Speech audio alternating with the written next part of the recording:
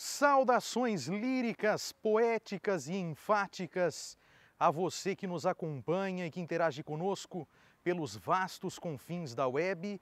Eu sou Hélio Baragatti Neto e após um longo e tenebroso inverno está no ar mais um Sala de Poesia em sua edição de número 24, justamente dando prosseguimento ao tema que nós abordamos na edição de número 23, que provavelmente foi a edição mais longa do Sala de Poesia.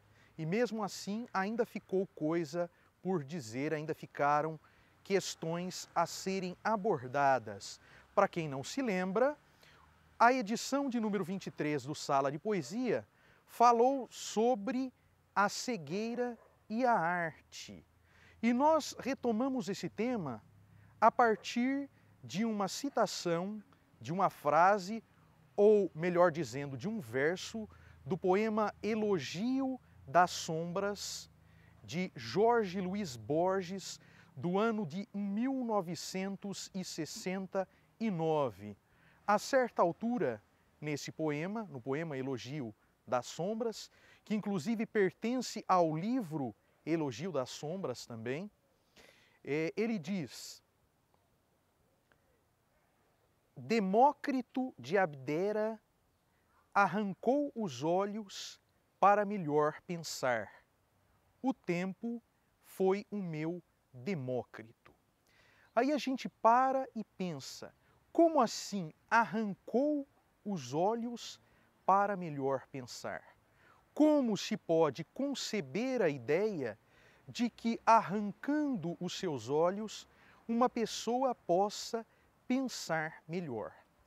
E aí a gente para no tempo e volta um pouco, entendendo que, em princípio, a cegueira era considerada um grande castigo, o castigo por um pecado pregresso. Essa ideia está muito presente na Bíblia, em vários episódios bíblicos. Não é a ideia da cegueira como uma punição, da cegueira como um castigo. Em Borges, ela já funciona de maneira diferente. Em Borges, a cegueira é quase uma bênção. Por que isso? Porque Borges parte de um princípio também antigo, do tempo dos mitos gregos antigos, dos mitos da Grécia antiga, de que os olhos são um instrumento de sedução, de que a visão é um sentimento que move os seres à distração, faz com que eles se desviem do seu caminho natural.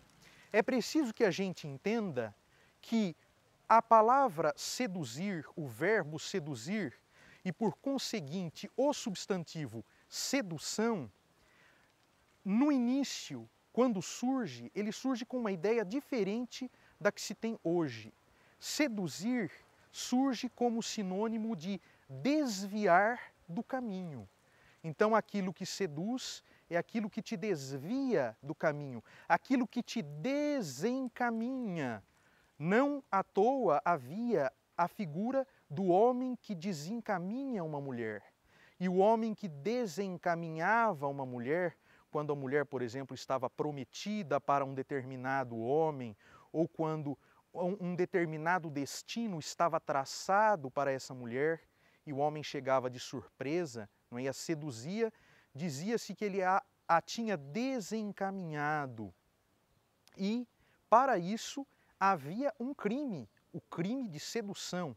Esse desencaminhamento configurava um crime passível de prisão, um crime passível de pena, né? Então havia o crime de sedução.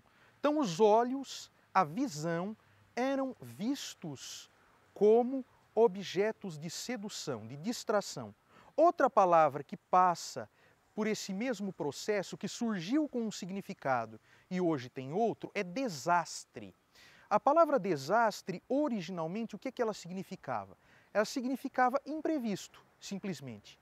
Qualquer coisa que era imprevista era considerado um desastre, aquilo que escapa aos astros. Desastre surge com este significado. o que escapa aos astros. Então, a visão era um instrumento de sedução que poderia mover os seres que se deixassem enfeitiçar por ela, que se deixassem desviar por ela a desastres. E aí a gente vai fazer uma pequena viagem mítica, uma pequena viagem histórica. Vamos a Orfeu. Orfeu está prestes a se casar com Eurídice e, de repente, Eurídice é picada por uma cobra, pisa em uma cobra e é ferida de morte. Orfeu cai em profunda tristeza e a sua tristeza acaba comovendo Perséfone, acaba comovendo Hades, que são os responsáveis pelo mundo dos mortos, pelo mundo subterrâneo. E aí eles dão uma chance para Orfeu. Olha, tudo bem, a gente ficou comovido com a sua dor, então você vai poder resgatar a sua Eurídice. Você vai poder ter a sua Eurídice de volta. Mas você vai descer o Hades de olhos fechados, descer ao Hades de olhos fechados, e depois vai subir à terra também de olhos fechados. Se você olhar para Eurídice, você a perderá para sempre. Então não olhe, permaneça de olhos fechados. Orfeu tenta cumprir a promessa, desce de olhos fechados até o Hades, sobe do Hades até a terra com Eurídice de olhos fechados. Mas a poucos passos de resgatá-la por completo, ele não resiste à tentação e olha para Eurídice. No momento em que ele olha para Eurídice, ele a perde para sempre, porque descumpre o pacto feito com Hades e com Perséfone. Talvez se Orfeu fosse cego, ele não teria este problema. Não podemos nos esquecer também, ainda na Grécia, de Eros e Psique. Quando Psique e Eros se envolvem, se apaixonam, Eros pede para que ela não o veja, para que Psique não o olhe, não o observe. Psique, em princípio, aceita esse pedido, esta solicitação do seu amado, mas insuflada pelas suas irmãs, que dizem para ela, olha, se você olha para ele, resolve, enxerga, é melhor você ver a imagem dele, porque ele pode ser um monstro, ele pode estar te enganando.